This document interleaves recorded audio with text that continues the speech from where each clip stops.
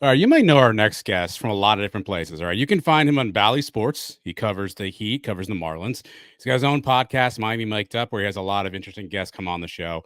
And you may know him as well from his time with Meadowlark Media, specifically on the Dan Lebertard Show with Stu Gatz. But you might not know he is a UCF homer, a UCF diehard. He does not get to talk enough UCF sports. We're changing that tonight, ladies and gentlemen. Jeremy Tache is joining us here on the Sons of UCF. Jeremy, thanks so much for taking some time to hop on the show with us. Thank you guys for having me.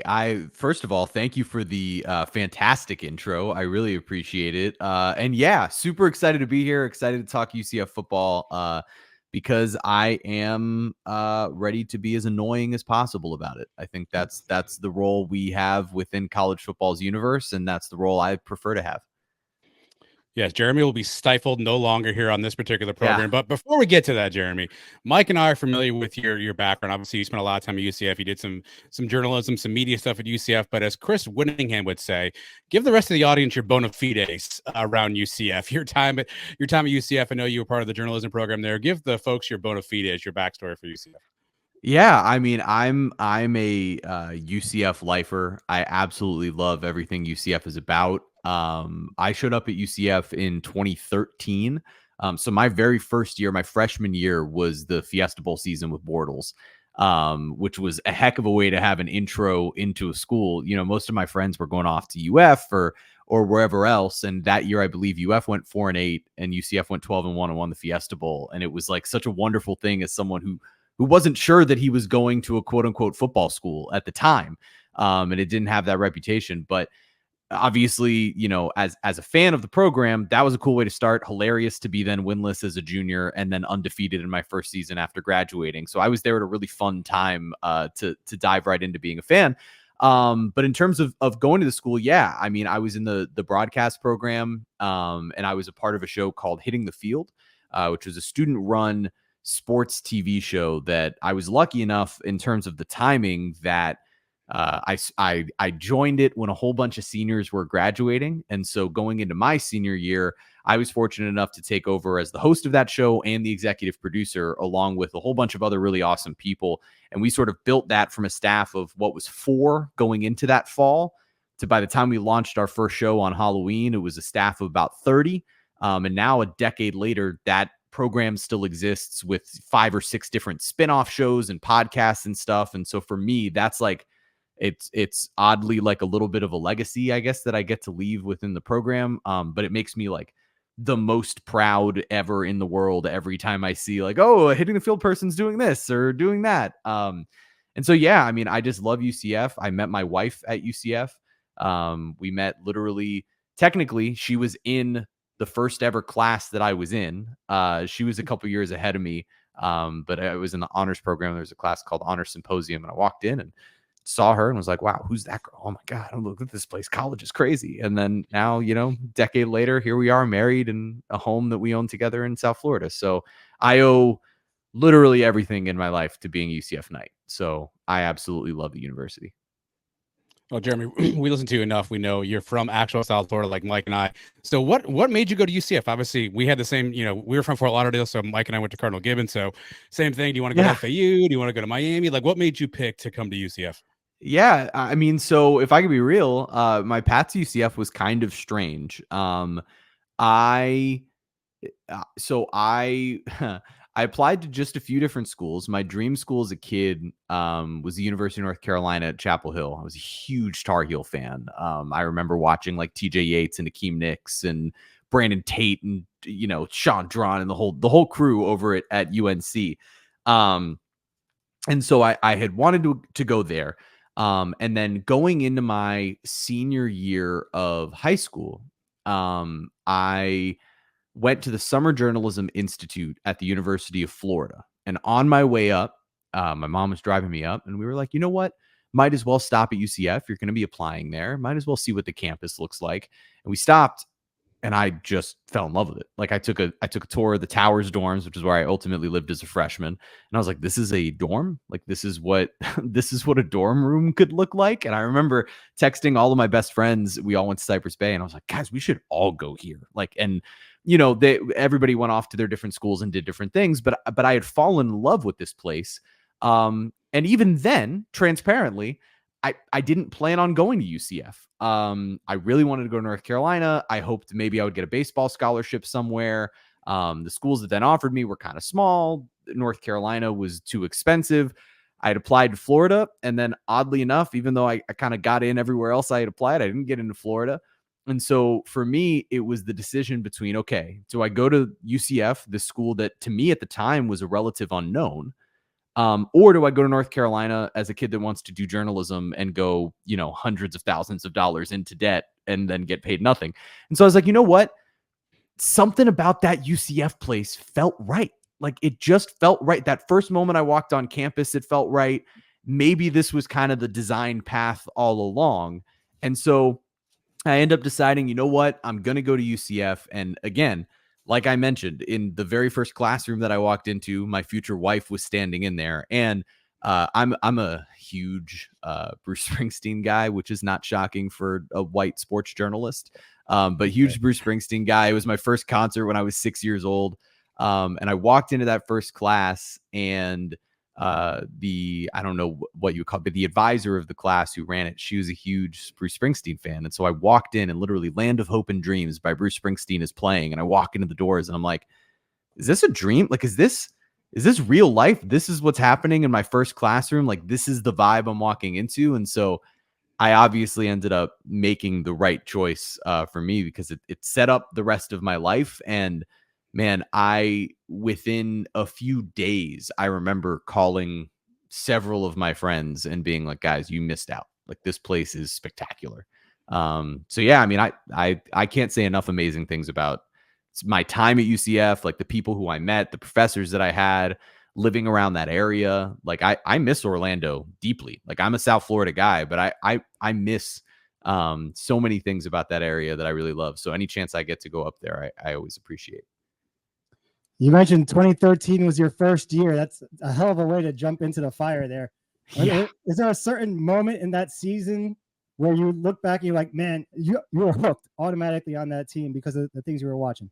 Ironically, all right, so there's a couple that stand out. Ironically, the South Carolina loss got me, because that team with Jadeveon Clowney was supposed to be like world beaters. And they were. I believe they finished like number 7 in the country or something like that season. Like, they had a really great year. And, with everything with Clowney, we knew, the big hit against Michigan the year before, like, he was the guy. And so I remember going to that game, just like the South Carolina fans were dreadful. They were mean and drunk, and just like, not that any other fan base wouldn't be, but they were like just awful to me and my dad and my little brother. Like, they were terrible. And so I all of a sudden was like fired up, ready to go. Like, come on. And it was such a great game. UCF led at the half, and I was just so blown away by what that team could be. And so that game really got me into it. And then I remember against I believe this was I believe it was Temple, the JJ Wharton catch. And what it was is I don't know what it was that I had to do that day. But I was doing some sort of something by the Nike dorms. And so I wasn't able to watch the first part of the game. And I had walked down into where the advisors were in the Nike dorms, because I had been helping somebody with something. I couldn't tell you at this point in my life. It's 10 years ago, longer. And I walk in, and they've got the game on in the back of like wherever this advisor spot is. And I was like, oh shoot, I missed the game. Like, I had been recording it on my DVR because that was where we were at the time. And I'm recording, and I was like, oh my God, well, but if it's close, I got to see the end. And so I walk in, and I'm standing with strangers. Like, it's me and 3 other random people who go to UCF who all don't really know each other. Like, one guy who had just walked in, myself who had walked in, the 2 people in the back. And then the JJ Wharton catch happens. And we all collectively like lost our mind, jumped up and down, or all hugging each other. And again, we're strangers. Like, so what a cool bonding moment to experience together. So yeah, I mean, I would say like those are the 2 moments of that season that really stand out. And then I remember watching the Baylor game. I went to Carolina Ale House in Weston, which is where like I grew up in Weston. So I went with, a few of my friends. I convinced my buddies who didn't give a can I curse? Can I curse on here? Yeah, they didn't give a shit about UCF. They didn't care. If anything, they were kind of rooting against us because I was getting annoying. And we all went, and by the end of it, everybody is swept up and like, oh my God, look at this team. Look at this offense. Look how fun. So I became like, the greatest Blake Bortles stan that existed. I bought Jaguars gear, even though I couldn't have cared less about the Jaguars to root for Blake Bortles. And yeah, man, that was my team. And so to watch that, to then go, winless as a junior and be, gosh, in the first 5 rows of nearly every home game that year, just like, what is going on? To then 2 years later, be driving up every weekend or so, trying to get up to those home games, watching Mackenzie Milton and those guys go undefeated. I mean, it's a cool team to get to root for. It's special to have had that actually be my college years, to where Frost's first season is my senior year, and to kind of feel what that was like was really special. It's funny because Adam and I are a bit older, so a lot of our friends, like you said, didn't give a shit about UCF at all. Like everybody was a fan or a Gator fan or a Seminole fan. And I was always happy to be the annoying guy. Like, yeah, I'm making a joke. Yeah, UCF, one day we're going to kick your ass. How fun is it? Like, do you enjoy it? I know you do. Enjoy it as much as me, just to be like the pain in the ass to all these other schools. Oh, yeah, man. Like, ironically, it sounds insane. It helped my career. Because not in 2017, but when nobody cared, right? But in 2018, when now we're the defending national champions, and we're letting everybody know it, and another undefeated season is unfolding. I graduated in 2017, so I just got a job at WSVN down here in South Florida, the local news station, in September of 2017. So it wasn't really my time to be obnoxious and loud in front of the camera or anything like that, or on the mic that season. But now in 2018, I established myself like a little bit, like just a little, in South Florida, where I knew some people, do the networking through Twitter at the time and whatever. And so what started to happen is as they're going undefeated again, I'm just as obnoxious as can be online. I'm saying it's best school in the state, best program in the state. It's not close. UM's irrelevant. UF stinks. FS who, like all of that stuff, right? And I'm just being annoying about it, because what else are you going to do? Like, of course, that's the way to go about it. And I believed it, by the way. Like, I still believe that if Mackenzie Milton doesn't get hurt, they might go undefeated for 3 straight seasons, and nothing would have changed, right? Like, and so as that season unfolded, I was lucky enough that some kind guys who were fans, who were hosts of South Florida sports radio stations. Alex Adano is the first guy that comes to mind. There were several different guys that were like, oh, this kid can be kind of entertaining. Let's just have him let's have him on for a segment and let him spew the UCF propaganda stuff. And when I would go in, and I would be really prepared with numbers and like reasoning in how I could convince them that even though they believed UCF was only good because they were in XYZ level of conference, or, all the reasons that you guys know, that anyone listening knows people used to belittle the program, I would come in with all of these reasons why they were wrong. And by the end of these segments, they'd be like, you know what? You might be right. You might have convinced us. And so I'd go on one spot, and then all of a sudden a few other guys started to have me on. And it was honestly awesome workshop for being able to do what I do now, because it was so low stakes. It was so fun for me more than anything else. And yeah, playing that role of just like, there's nothing to lose in the role of, hey, we're here, we've arrived, and you guys are old, stodgy, and washed because you think that some old version of college football is relevant now. Like, that's why I think the fan base that is the easiest to trigger from our element is because they've had no actual success since I was a child.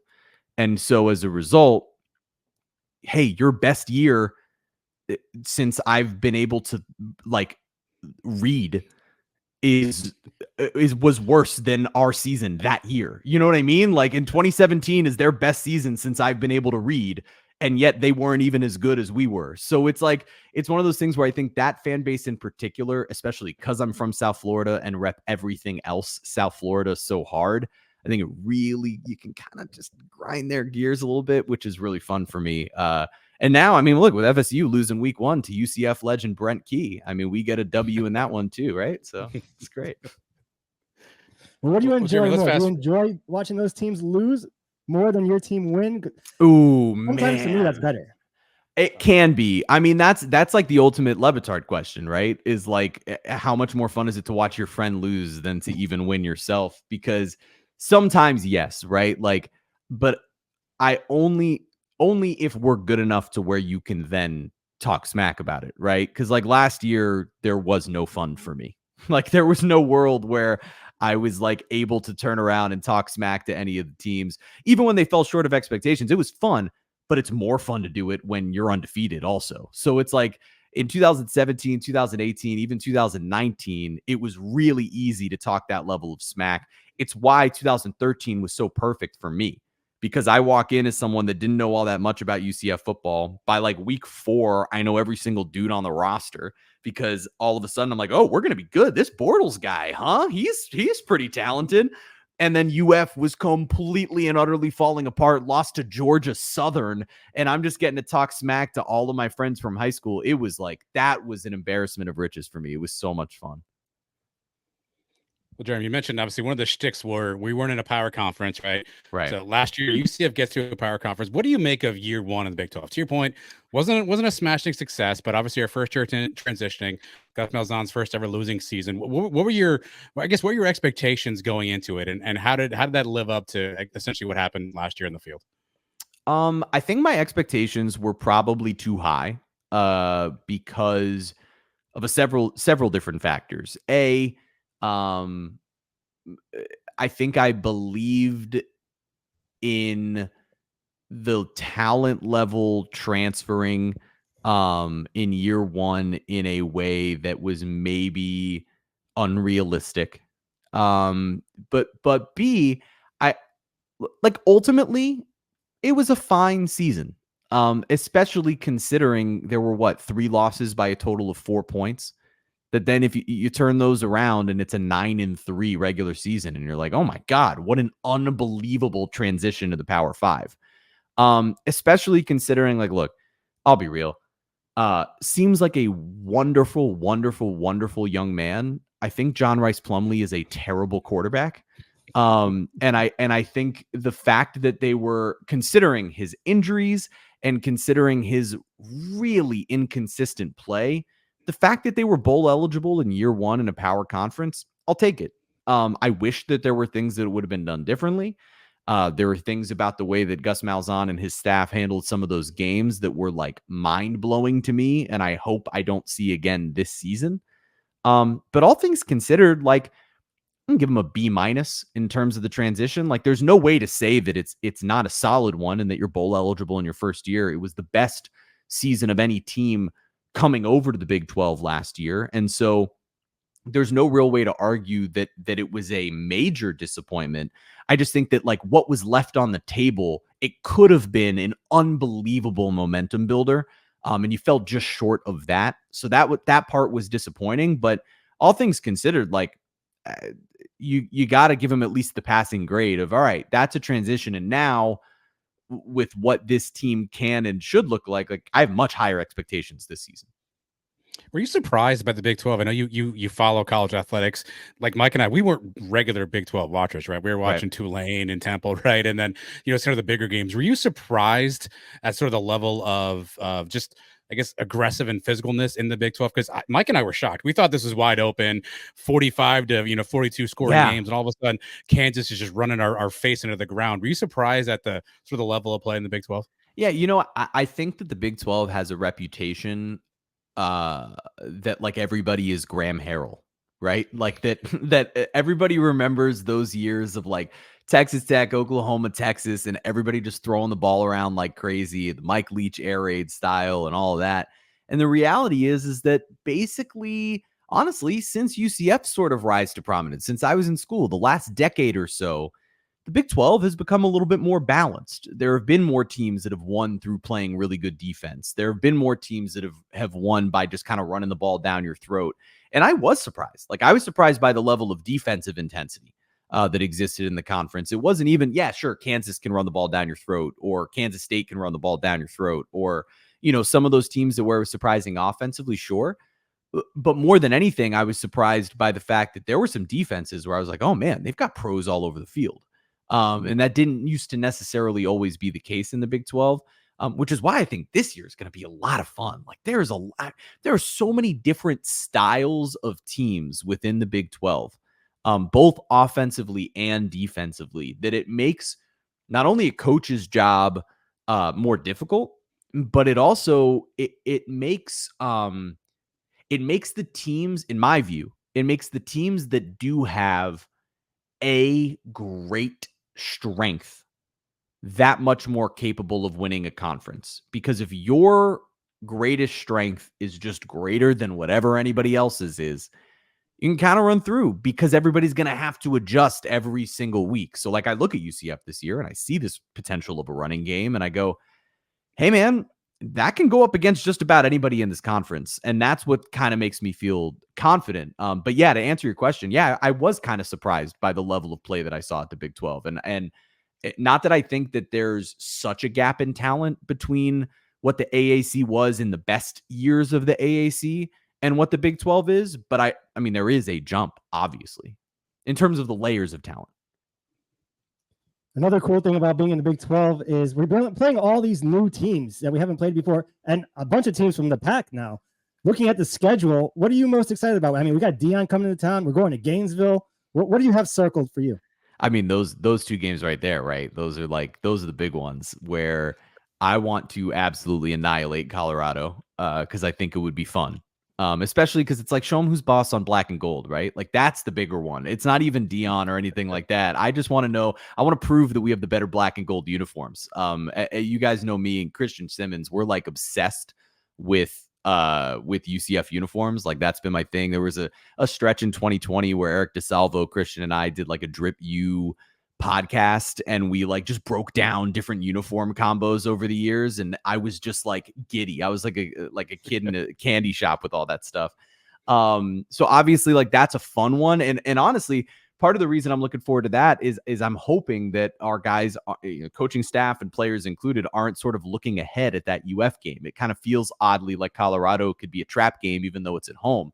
For me, it's going to Gainesville. Right. Like, I bought tickets to that game. I'm planning on going to Gainesville and being in it. It'll be my first game at the Swamp, which is, I wish, honestly, selfishly, I kind of wish that my first game at the Swamp could have been one where I could have just been a neutral observer instead of having the nerves that are going to be running through me at that game. But I can't wait. And I think that, like, what could be so fun about that is if the momentum of this season in these first 4 or 5 games goes the way that I think a lot of us think it could, which is, 4-1, 5-0. Like, you look at this, it's not impossible. Yeah. And you're potentially putting the nail in the coffin on Billy Napier at UF. Like, you know how good that would feel to get UF's coach fired by going into Gainesville and winning? Are you kidding? Oh my God, it'd be a dream come true. So that in the first part of the season, that's kind of what I'm looking forward to. And I think that's actually how you have to look at this schedule this year. Because if I have it correct, right, it's those games, and then it's right. Hold on, I'm looking at the schedule right now, and yeah, it's, you want to sort of break it off in that first half, right? Because you go New Hampshire, Sam Houston, and then it's at TCU, which is obviously, I mean, that's difficult on Fox, big game. Colorado, Florida, Cincinnati. You look at that for those first 6 games, and it's possible that you could come out of there 5-1, 6-0, right? Like, it's not impossible. And then you approach the second half of the season. So for me personally, I'm kind of looking at that first bunch of games and getting excited about those before I even start bothering to look at the rest of them. Although, obviously, like, hosting Utah at the end of the year, considering where the expectations are, what you're hoping you could be doing in the Big 12, and what that game individually could mean, clearly that's a huge and awesome game on the schedule. But it's really hard to like look at the end of a college football season before it's even started, considering all of the insane things that can happen. Yeah, you're an optimist like me. I've been saying 6-0 too. Yeah, man. But what is it about this team that kind of has you a little nervous? What are you worried about most? Obviously, like you worry about the defense just generally. You worry about any unit that has so many transfers. Flip side would be is that I didn't really love what the defense looked like last year, and so in turn, you get a bunch of new players in there, you feel good. I'm miserable over John Walker news. He's such a solid player, so important to what they do up front, and to see him out for what seems to be a pretty significant amount of time, that's obviously disappointing. Like that's just never a good thing. I don't. Ted Roof is such an interesting hire. Because if I want to do the optimist thing, I could say that the last time Ted Roof and Gus Malzahn coached together, they won a national championship. So that's great. The problem would be is that since then, Ted Roof's coached for 65 different teams and been fired from all of them. Like it's such a weird hire. But I also I think the unknown of that is what makes you nervous. What doesn't make me nervous is the offense. Like I genuinely believe, I so deeply believe in KJ Jefferson combined with what that backfield is. And my hope is that this offense can just have the ball in their hands for long enough of these games by just running and running and running and running that the defense can only make so many mistakes. That's kind of the optimistic side of it, where I look at, you look at that Auburn team, if you really want to go all the way back, right? If you want to be annoying and you want to do, which I will, because that's who we are. If you want to call KJ Jefferson Cam Newton light, right? And put him in Gus Malzahn's offense and say, okay, why did Auburn win? Okay. Auburn went 13-0 that year. And I believe 6 of those wins were 1-score victories. And it's largely because their defense was only out there to make mistakes every so often. I think they were 5th or 6th in the country in time of possession. They were top 5 in rushing. They were top 5 in scoring as a result of that rushing. And it was largely Cam Newton and Michael Dwyer. Well, now you look at KJ Jefferson and you combine him with RJ Harvey, who's already rushed for top 5 yards in the nation last year. Penny Boone, who was top 10 in the nation in rushing yards. Johnny Richardson, who's a stud in his own right. I just think that the ability to run the ball, that was against the SEC at a time where those SEC defenses were insane. This is in the Big 12. And look, we acknowledge that it's a more physical defensive conference than people would give it credit, but it's not 2010 SEC football. And so if you can get those guys going up front, if that offensive line can just stay healthy, KJ Jefferson, RJ Harvey, Penny Boone, and Johnny Richardson is a crazy rushing game. And you can't forget the fact that Kobe Hudson and Xavier Townsend are 2 super talented dudes with the ball in their hands. I think Townsend can be used in some really interesting ways this year. He's such a versatile player. I actually covered him a little bit. I was doing a Florida high school football show down here for Bally Sports, and it felt like every single weekend Townsend was like star of the week, star of the week, star of the week. And I was like, man, I wonder where that guy's going to end up in college. Turns out it's UCF, and that works out great because he's so versatile. So yeah, I deeply, deeply believe in the offense and what they can do. Jeremy, year 4 of Gus Malzahn. Give us a grade on his tenure so far. Obviously, recruiting has been the best UCF's ever seen. You mentioned earlier some in-game decisions that have you scratch your head sometimes, right? Roster management's been okay. Last year's transfer portal class didn't hit very well. Maybe stuck with JRP a little bit too long, and Mikey Key and Thomas Castellanos leave, right? That's not great. What's your overall grade on Gus as he heads into year 4? B, right? Like he is the type of leader that was able to, I don't think we should take for granted what the stability of a name and a guy who has been involved in major programs before can do for a team that's transitioning like UCF just did to a power conference, right? Like it shouldn't be underappreciated just what Gus's level of stability and experience can do in that right. I also think that clearly this guy knows how to recruit, right? And that's like hugely important. Flip side is, as someone who likes to bag on Mario Cristobal, none of the recruiting matters if you can't execute on the field. Last year was a prime example of several moments in which I was like, what in the world are these guys doing? Like, how? Like, it was like everyone in the world knew not to call that play, not to react this way, not to like, and all of us are on Twitter having the conversation with each other, and it seems like the coaches can't communicate it with each other on the sidelines. So obviously there's something to be desired from that front. Again, to counter argue myself, it does take time to put together the type of roster that works for a Gus Malzahn style offense and team, particularly when you're transitioning from a Josh Heupel style of offense and team that is quite literally the opposite in so many ways. You deal with coming off of COVID years, and it's been a strange time in college football. And so that is where I go all the way back to the stability of someone in Gus Malzahn who has that experience, but isn't so stodgy that he won't embrace the NIL era. He clearly has. And I like where UCF is headed in that direction.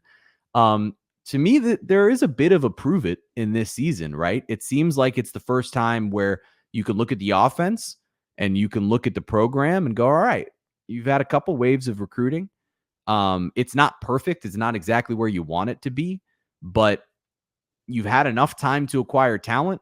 You've got the quarterback that should work in your system. You've got a deep and talented backfield at the running back position. Like, let's go, man. This is the time where you kind of prove that, especially in what looks like a pretty wide open conference. Like, you're not playing the best team in that conference until the very end of the year. So there's no reason you shouldn't get off to a relatively hot start. And like going and winning at TCU in week 3 would show me something. Like that would show me something. Because then you can defend, I'd feel confident defending my home field against Colorado. Then you're going to Gainesville. And then it's like, all right, let's start to ride this wave. And that's where you can carry momentum and start to feel really good about who you are. But thus far, there's been a few moments, in these first few years where you go, man, how did they lose that one? And so how did they lose that one? And that's like honestly, it followed the Heupel playbook. It's the opposite of what it was under Scott Frost, of where under Frost, you're like, oh my God, how did they pull that off? And with Heupel and Malzahn, it's been like, man, how did they lose that game? Dylan Gabriel threw for 500 yards and we lost. What do you mean? So there, and obviously that's not under Malzahn, that's under Heupel, but still of the same note, like those confounding losses, you hope to get rid of those this year. So does it need to be, hey, we're going to the college football playoff and winning the Big 12 for it to be a good season? No. Do I have my expectations that it's possible? Yeah, I kind of do. Where do you think UCF's positioned right now in the changing landscape of college football, right? You're obviously in South Florida. Yeah. You hear nothing but Miami talk all day long in your ear, I assume, right? A ton of NIL stuff. Obviously, conferences are merging. Pac-2 gets swallowed up by somebody else, right? Florida State's suing their own conference. Where do you think UCF's positioned right now as you think about kind of the broader context of college football? Yeah, I think they're right there in the mix, right? Like to me, there's not a much better position you can be in than a program that has not gotten so used to doing it one way that you're unwilling to adapt to change, right? So there are so many programs out there that have been dominant for the last, you could say 100 years, right? But like, let's just talk the last couple of decades in college football that have been dominant. Nick Saban got out for a reason, right? Like, there's a style and a specific approach that has led to certain programs being great. I think, ironically, the state of Florida is more wide open in in-state recruiting than it's ever been. Because while Mario Cristobal is a monster of a recruiter, Miami's inconsistency in record has led to enough blue chip prospects turning them down to go elsewhere. Now, that hasn't necessarily been UCF. That's more often been either FSU or Florida or, Bama or Georgia. But even with Mario being the guy that he is, there's prospects that leave that direction. There have been so many inconsistencies with Florida and FSU, right? Mike Norvell and everything that he is. Billy Napier, gosh, what a mess it's been at Florida the last couple of years. So to me, again, stability, and a willingness to adapt. And I think that that's the thing that Malzahn has, and it's the thing that Terry has as the AD that this school always have, right? UCF innovation, it's the whole thing. And like, I do think that being in the Big 12, obviously the SEC and the Big 10 are, at least in terms of reputation, far and away the best conferences. The SEC is the best conference. Like, I'm not going to take anything away from what the SEC is. It's the best conference. That said, Big 12 is better than the ACC, and I don't think that's even a question at this point. And maybe I'm obviously biased, but I don't think it's a question that the Big 12 is stronger than the ACC at this point in football, which means that both FSU and UM are going to be begging to try to get out of there, which they already have, and potentially end up in a conference right there with us, where then we'd have sort of the upper hand. So to me, I think that UCF is in a really good position moving forward. I think that no different than we've seen, and God, now I'm going to sound like Dan, no different than how we've seen the media landscape change in the last 5 to 10 years. I also think that like the way that college football is changing is actually akin to that, where it's like, I think none of us know what it's going to look like in 5 years from now. I think that there's a real possibility that like government regulation eventually happens with NIL, that all of this is no longer, just a kind of insane free market that it is right now. Like, it's kind of nuts, and like, it's fun, and I'm enjoying watching it from afar, but holy cow, eventually some people are going to be financially really hurt from how this is all going down. And there are going to be some kids that get totally screwed based off the way that you're seeing that in Miami, right? You're seeing that with Ruiz in Miami for sure. Yeah, absolutely. And like, I know the Ruiz thing, and the way that I don't dive too deep into it, because I know that there are plenty of people around me who have different opinions about how all of that is going down. But I do think that like, you're right? Where he's just like, John Ruiz is an example of how all of this can be kind of funny money sometimes. And so the hope would be that UCF is one of those programs that is in position here to go, all right, state's relatively wide open, conference is relatively wide open. We don't have any sort of established specific way that we've ever won. We won under O'Leary in a totally different world of college football with a totally different style. Then 4 years later, we're winning with Frost in a totally different world and a different style. Then it's Heupel. Now it's Malzahn. Now it's the Big 12 from the American, from the MAC. Like, it's been such a crazy evolution as a school that I think there's not a lot of programs better positioned to adapt to change while still having an AD and a head coach that are stable enough to not let the boat rock too hard. Jeremy, what do you like during a game day? You sound pretty confident going into the games, but are you a nervous wreck? Dude, absolutely. Yeah. Oh my God, I'm a disaster. Are you kidding? I sound confident now. The moment the ball kicks off in game 1 against like New Hampshire, I'm gonna be pacing in my living room. Yeah. I'm superstitious.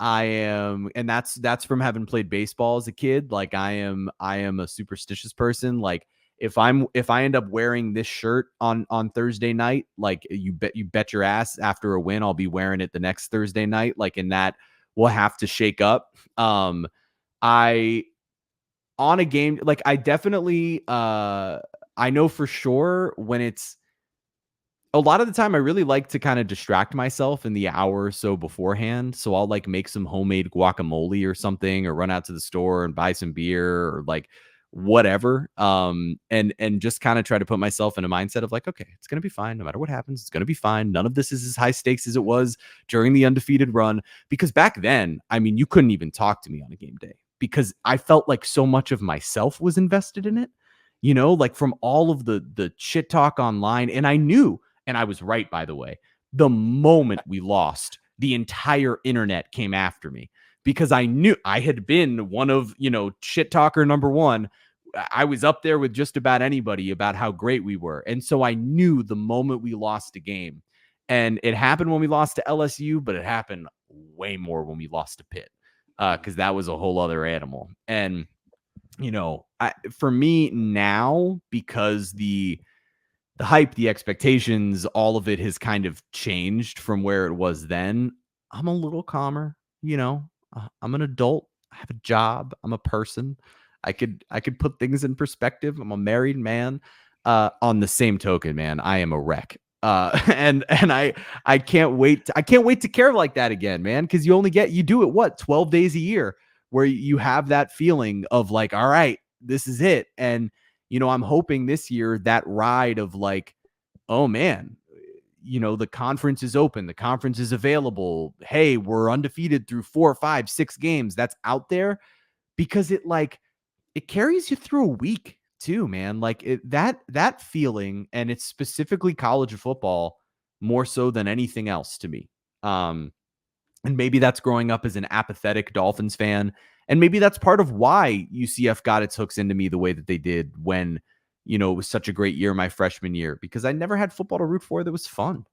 And so to show up and be a part of like this program, there's such a fun element in sort of being the underdog that I just absolutely love. It's why being a Heat fan is fun, because it was insane mania during the Big Three era. But outside of that, everybody was rooting against us during the Big Three era, which is what got me prepared to be a fan of the 2017 and 18 UCF Knights. Like, it was 100% the defensiveness and cockiness of being a Heat fan at that time that kind of mentally prepared me. But then, to then go into the space of being a Heat fan since then, or covering the team now, I mean, gosh, it's a bunch of guys that nobody expects to be great. And so that's kind of the same nature of being a UCF fan, of like, all right, we'll prove you wrong. We'll go win in a special way and we'll prove you wrong. And so for me, yeah, man, on a game day, I'm going to be an absolute disaster and I'm going to pretend like I'm fine. I'm glad you brought up the Heat, because are you a bigger basketball fan in general than football or baseball? I know you're a big baseball guy too. Yeah. What's your biggest sport, if you had to pick one? That's a great question. Man. Okay. I would say at this point, I follow basketball most intently, but that's in large part because it's my job. Like I'm a sideline reporter with the Heat. And so I feel the need to really know all of the little details. I've tried in the last 4 to 5 years to go from somebody who like really loves the NBA and likes basketball to like really understanding basketball. So like there are elements of football where like, sorry, man, I can't look at a defense and tell you exactly what formation they're in or who's going to blitz or things like that. Like there are some people who I know, some friends of mine who, either played high school football or have tried to study the game and have learned it and understand the intricacies that way. I can't do that.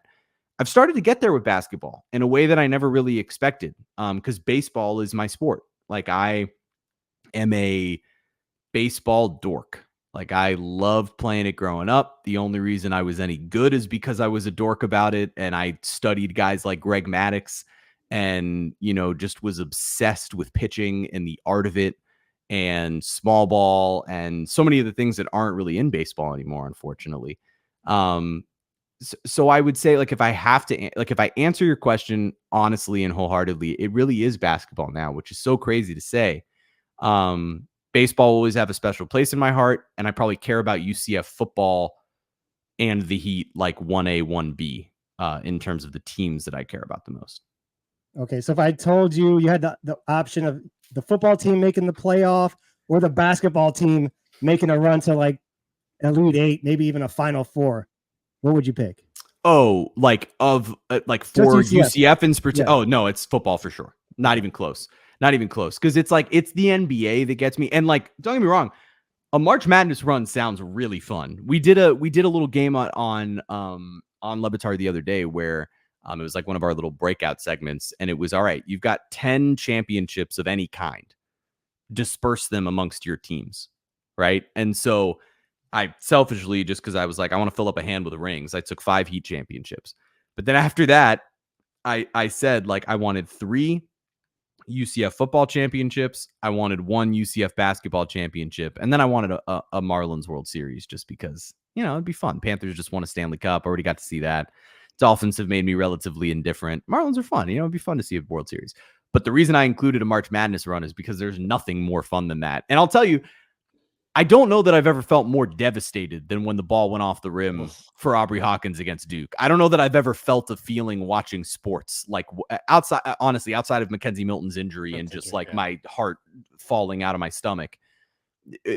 That ball rolling off the rim is one of the worst feelings I've ever had. And I was in my office at WSVN watching with another UCF fan. Like, we both graduated from UCF, diehards, going into the day telling each other like, oh, it'll be fun to watch. We'll probably lose by 15, but it'll be cool to see, and Zion and Taco and whatever.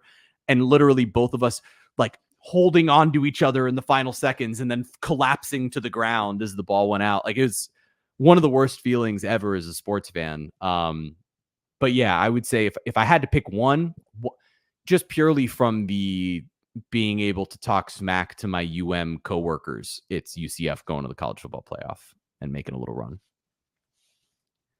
All right, Jeremy, what's your official prediction for this season? I know you want to look at the first 6 games, but that's not how we're going to do things around here. I need a prediction out of you. I need 8, 9.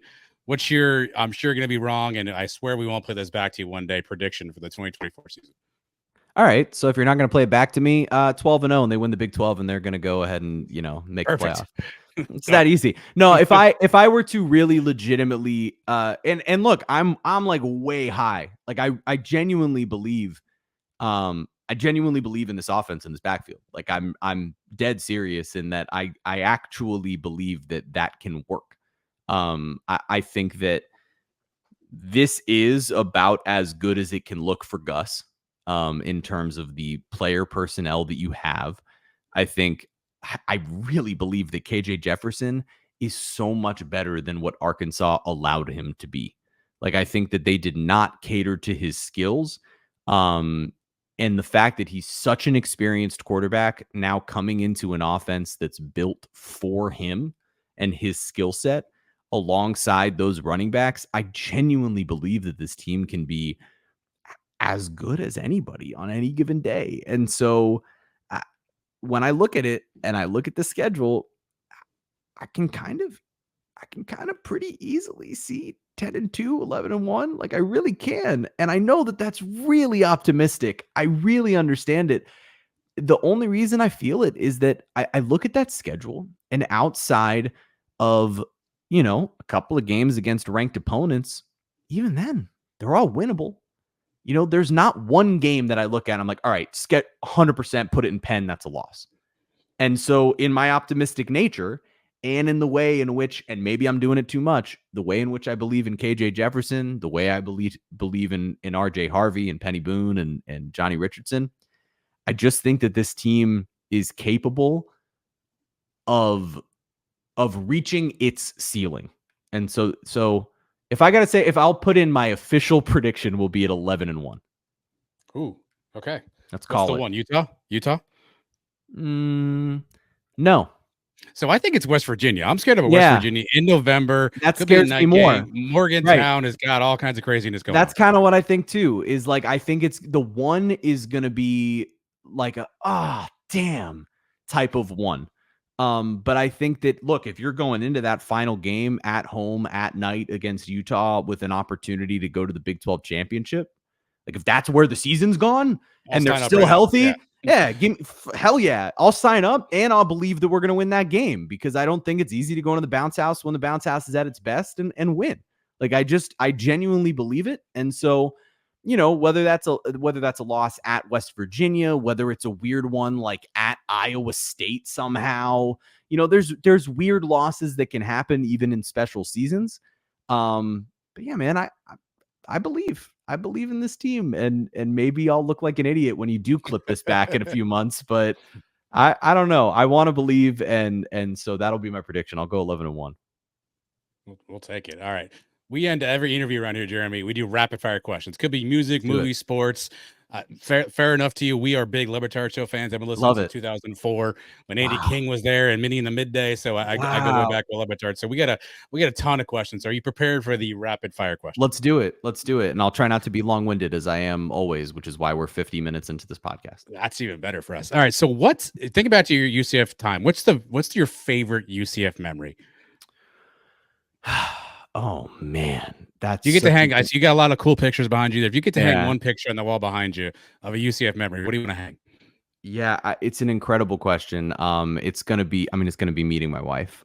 We met at an honors college sponsored open mic night where I was still doing the 18-year-old singer-songwriter thing, playing music, and my wife's friend had become my friend through a class. I was like, hey, I don't know anybody in the honors college yet. Could you invite are you going to be at this event? And she said, yeah, sure. And I'll bring a couple of my friends, and, we're going to a friend's house after. And I walked up and flirted with every last one of them, trying so hard because they were juniors and I was a freshman, and I was like, I got no shot with these girls. And then I got a text from my friend after that was like, hey, my friends thought you were super cool. And I was like, well, I thought one of them was super awesome. And she put us in contact, and now that's my wife. So how could I not make that my number one UCF memory?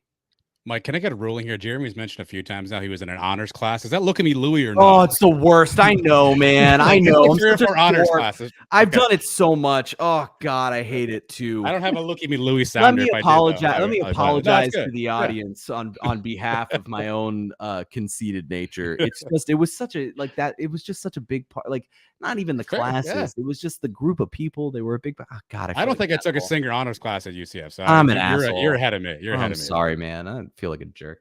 We get it. You're a lot smarter than us. Probably a lot more talented because you're also known as a theater kid.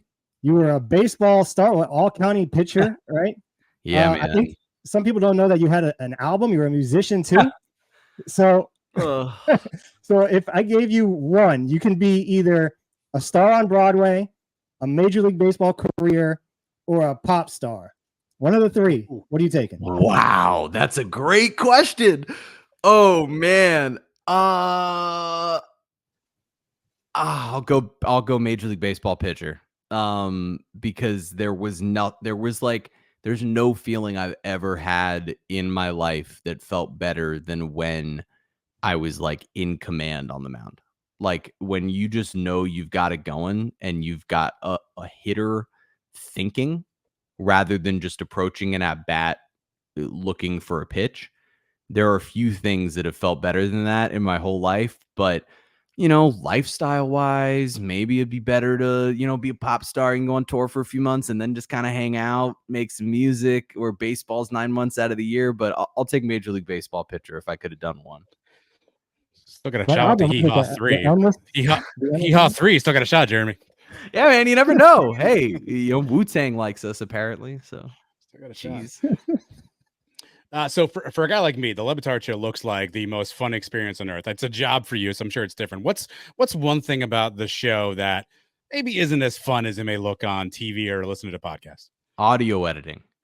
God, man, I'm our lead audio editor, and I don't like it. Like, I don't like that part of the job. It's what got me in. And it's why I'm there, and it's something I'll probably keep doing there for a long time. But boy, it can be tedious. And that's just like an actual work part. If you're looking for like specifically about working there, I think it is just like, we all have to kind of fly by the seat of our pants. It's essentially a 4-hour live improv show, because we have topics that we discuss on the front end, but God, I can't tell you how many times we go into the first hour of the show thinking we're going to talk about something, and then Dan will like throw something at us out of nowhere, and we've all got to find not only like, all right, something informative to be able to discuss, which oftentimes kind of falls on me to do some research and find something like quote unquote smart to contribute, which then the audience doesn't like. But then we also have to find a way to get to the joke. And I love that. To me, that's as fun as it gets. Like the high wire nature of that is why I love doing the show. But it can also it can be tough. And so at the end of the day, you're pretty drained because you're putting your everything into making sure that the show is as great as possible. To me, it's like, I can't think of a better job. Like, it's just so much fun. It looks like at times you have two different headsets on. So are you editing sometimes while you're actually trying to participate in the shows at the same time? Yeah. So for I'm lucky now in that, in the last 6 months or so, I've finally gotten a little bit of audio editing help. I was originally brought in to take that off of the hands of Chris Whittingham and Chris Cody and Billy Gill, who basically throughout the show, each of them would sort of, and Roy, they'd all grab an hour, right? So they'd all logo hour would finish up. Chris would go, hey, I'll grab this one, right? And so then he'd sit there and he'd have two headsets on. But then when he was done with the local hour, somebody else would grab the Big Suey, same sort of deal. And so I was brought in just to be an audio editor and then kind of weaseled my way onto the air just through the other experience I had. Dan was interested in what I had to say about the Heat because I was working as a reporter for them. And so for about 9 months there, almost a year, I was, sitting in the corner on air, doing my job on air. So, one headphone on that was listening to what we were doing on air. And then I would take another headset and put the left ear on and plug it into my computer. And I'd be editing the hour that we did before while listening and contributing to the show and taking notes on what it is that we're doing so that ultimately I could write the titles and the descriptions of the podcast. So I look back at that now and I have no idea how I was doing it, because the occasional day where I have to do it now because our other audio editors aren't in or whatever's going on, I'm like totally lost. Like, I freak out and I'm like, I don't know how I was doing this every day for 9 months. But yeah, so at this point, I'm fortunate enough that we have some really awesome people working with us on the audio editing team that basically I will either split or fully edit the show on the days where I am not on air. And then when I'm on air, someone else will edit and I'll still do like the titles and descriptions and things like that. That's just one of your jobs, the Levitard Show, because you also, like we said before, you work with the Heat, you work with the Marlins, you did some Panthers stuff, you have Miami mic'd up, you're doing the pitch clock now. Yeah, so what's the end game, Spence? I mean, what do you want to do? What 10 years from now, you're gonna have to pick one thing that you're just gonna focus on, or you're gonna have 10 jobs for the rest of your life? Not gonna happen. I'm gonna have a million jobs for the rest of my life. You're never gonna force me to do any one thing. Look, if you would have told me that right now would have been the peak of my career when I was 40, I would have said, oh my God, I can't believe I did it. Like, so the idea that I get to do any of this stuff right now, like, I could start crying just talking to you, saying it out loud. Like, it's really special. And to get to work for a show in the Levitard Show that I've loved for a lot of my life, people who are kind there, to cover the Heat, a team that has brought me so much joy, to work with people that are just wonderful human beings over there, to cover a Panthers Stanley Cup, to cover a Marlins run to the postseason for the first time in 20 years. Like, Miami Mic'd Up existing, where I get to just ask people questions and I'm curious about, like, athletes or journalists or whoever. Like, this is like, it's all a dream come true. And if I were lucky enough to be sitting here 10 years from now and say, like, yeah, I'm doing the exact same thing, I'd be ecstatic. Like, I would be so lucky. And there was this, I remember as a kid in high school, I was doing the whole, like, hey, I'm a theater kid. Hey, I'm a newspaper kid. Hey, I'm a baseball player thing.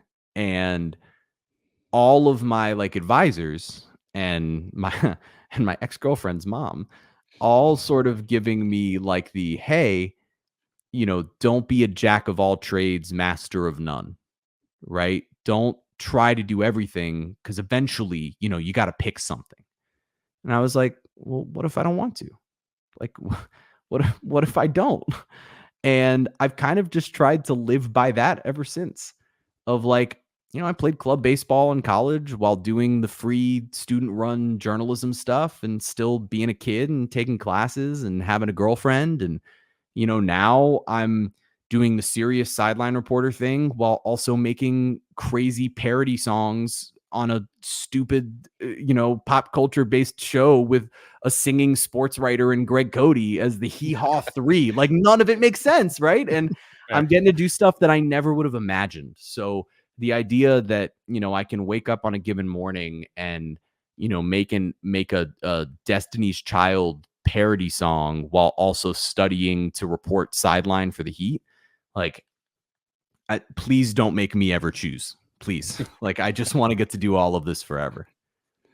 Jeremy, we mentioned Miami Mic'd Up, where you get to do kind of long form interviews with athletes and folks like that. If you could do a long form interview with any UCF past, current, present, who would you want to have on the show? Oh, great question. I mean, it's got to be Shaquem Griffin, right? Like, that feels like it's like, but that feels like such a basic answer. I feel like that's a basic answer, but I just am so inspired by him. Obviously, like, Mackenzie Milton is another awesome example of like someone with a fascinating story. But there's something about Shaquem and just the way that he approaches life that is so beautiful to me. I also would love to pick Taco Fall, because he's just a brilliant guy. Like, and I just am blown away by everything that he is and what he represents. Yeah, I mean, that's probably my top 3 if we're talking specifically UCF athletes, because they're also all guys that were there from like my run, from when I was there. And so I think that would probably be the order in which I would go. I know Blake Bortles is certainly entertaining. I've seen him on plenty of interviews where he cracks me up. But I think that ultimately, if I had to pick, it would be Shaquem Griffin. All right, settle this debate we had a couple weeks on this show. During the gold medal game, Steph Curry, he goes crazy at the end, hits a couple threes. Everybody goes nuts. They call it the golden dagger. That last shot, I mean, they put him up by 9, right? I was trying to tell me it's one of the greatest sports moments of all time. And right off the top of my head, I started naming a whole bunch of them. Kirk Gibson's home run in game 1 of the 88 World Series. Which is bigger, Kirk Gibson home run or Steph Curry's 3 in the gold medal game? Well, okay. This is a good question, because there's also like layers to it, right? Because that 3 comes within context of the fact that he'd hit all the other 3s. Right. Correct. So with that context, it's Steph. Like, those 3s as a group was some of the sickest athleticism I've ever, like, have you ever seen anything like that in your life? Like, in a gold medal game in the Olympics? Kirk Gibson on one leg walking up off Dennis Eckersley in the bottom of the argument. I get it. If Steph doesn't hit those 3s and USA loses to France, they're the laughing stock for 4 years, right? Right. The Dodgers come back and play game 2 the next night. Right. Right. Like, they just keep it on. I think if you told me is the moment. If you told me Kirk Gibson's home run is game 7 and it wins the World Series, we're having a separate conversation, I think. But when you look at the context of everything that was, by the way, Steph's first Olympic gold medal, it's not like he had been there before. Mind you, you also had guys like Bill Simmons saying like, oh, what a horrible Olympics for Steph going into those final couple of games. And then he just shut everyone up with 2 sensational performances. And for it to be like if you ever 30 years from now need to 30, 40, 50 years from now, any of us ever need to show our like grandkids or great grandkids, hey, who was this Steph Curry? I now have ironically, that's what I'll show them is that run of 3s of like, hey, this was a gold medal game. USA was losing. And then he did this, and look, like, no one was doing this at the time. And look how small he was, because by then every single NBA player will be Victor Wembanyama. So literally, like, look at this guy. And so maybe I'm prisoner of the moment. I'm leaning Steph on this one. But see, you said 40 years now. It has been almost 40 years, and you're still picturing going around second base. Hey, man. I don't believe what I just saw. You got me, because if I know what the play is, I'm a baseball guy. I get it. Trust me. I understand. I think it's amazing. I just God, it's tough, but it's like, think about what Steph Curry's career has been. Think about how spectacular he's been, a multiple-time champion. multiple-time MVP, played on the greatest team that's ever existed, all these different accolades. And yet, like, we might all end up remembering that stretch of 3 or 4 threes more than any other singular sequence of his entire career. Think about that. Like, at this point of his career, with all the things he's already accomplished, that shows you just how unbelievable that moment was. I'll never forget where it was. I'm sorry. I know I just ruined things for you. You were good. I'll never forget where it was when the Dodgers won Game 1 of the World Series. Jeremy, you not included here. My favorite member of the Le Batard show is Billy Gill. Who was your favorite member of the Le Batard cast? Dan. Checks. Yeah, I'm with you. Checks. No, I mean, look, I love most like their character. Who's most like their character on the show? Ooh, that's a really good question. Man, I could say Stu Gatz. Lucy.